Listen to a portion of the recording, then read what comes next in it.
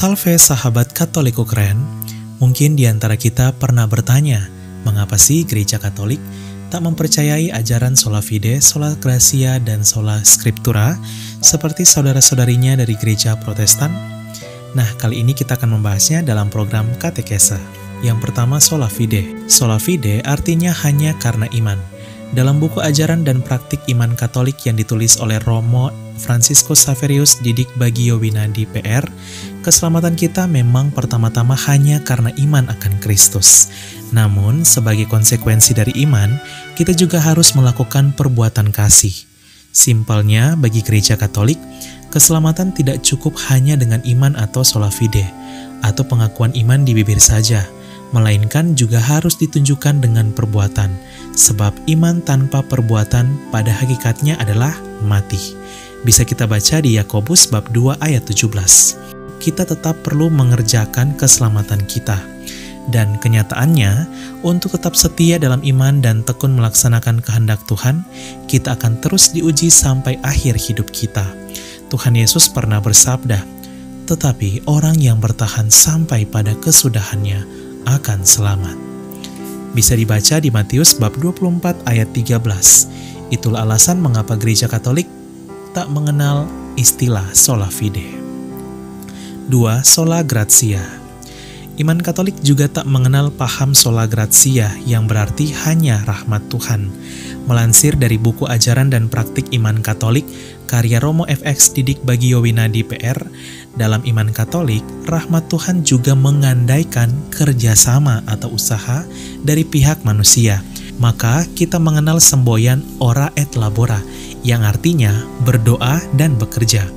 Manakah dasar Alkitab bahwa kita mesti juga berusaha selain mengandalkan rahmat dari Tuhan? Bisa kita baca salah satunya di Yohanes bab 6 ayat 1-15 tentang kisah mujizat penggandaan 5 roti.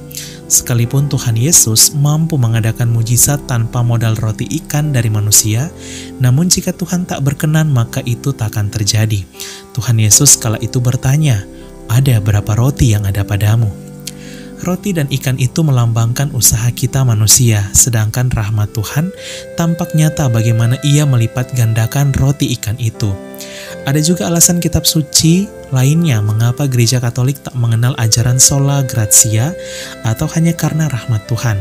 Salah satunya kisah Tuhan Yesus yang merubah air menjadi anggur dalam pesta pernikahan di Kana.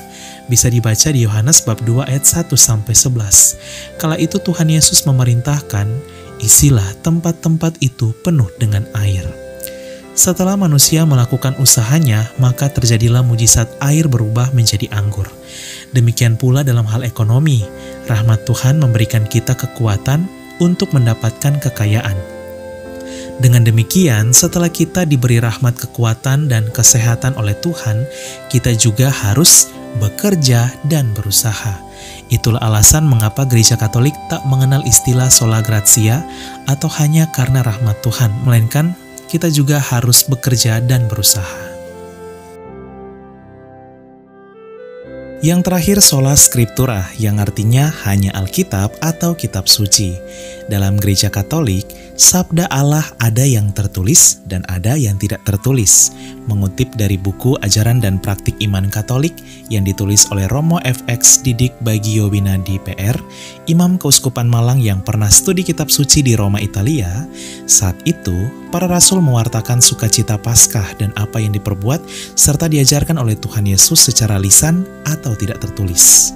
Nah, yang tidak tertulis ini yang juga kita kenal sebagai tradisi suci. Beberapa waktu kemudian barulah muncul surat-surat para rasul.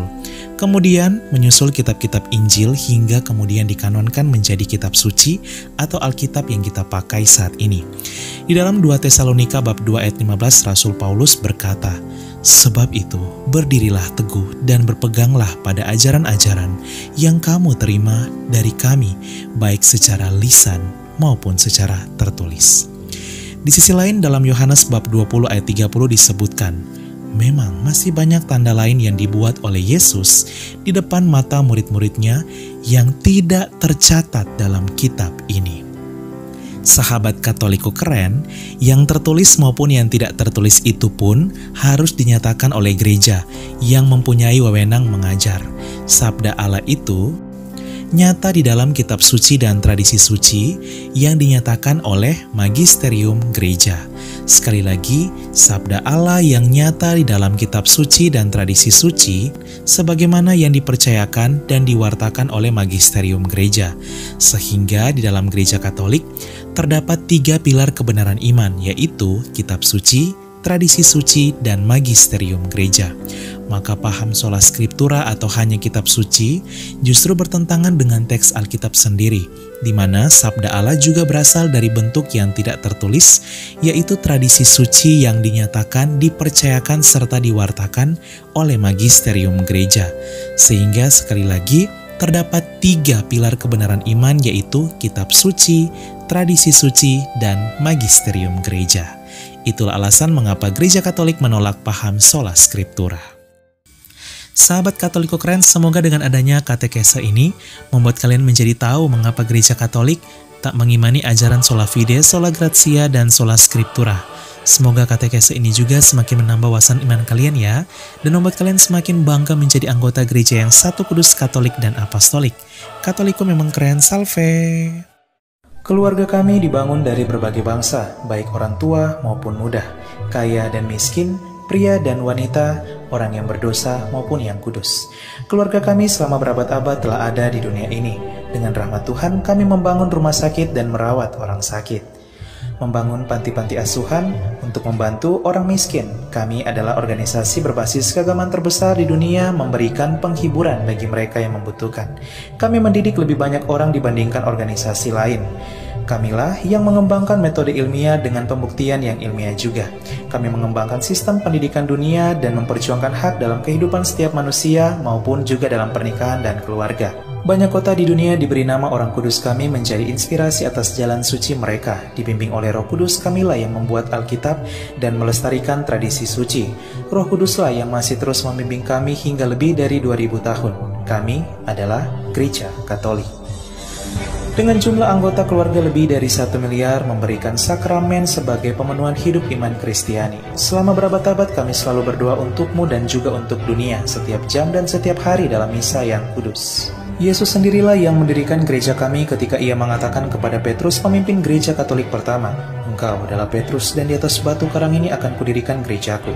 Selama 2000 tahun kami memiliki garis kepemimpinan yang tak terputus, yang membimbing gereja Katolik untuk mengasihi dunia yang saling melukai di dalam dunia yang dipenuhi kekacauan dan luka. Sungguh meneguhkan jika kami mengetahui bahwa ada yang tetap berada dalam kebenaran sejati yang kuat, yaitu iman Katolik. Cinta kasih yang kekal dari Tuhan dianugerahkan kepada seluruh ciptaannya. Jika Anda jauh dari gereja Katolik, kami mengajak Anda untuk mengunjungi gereja Katolik hari ini karena kami selalu terbuka. Kami adalah keluarga besar yang dipersatukan oleh Yesus Kristus yang adalah Tuhan dan Juru Selamat kami. Kami adalah gereja Katolik, selamat datang kembali ke rumah yang sejati.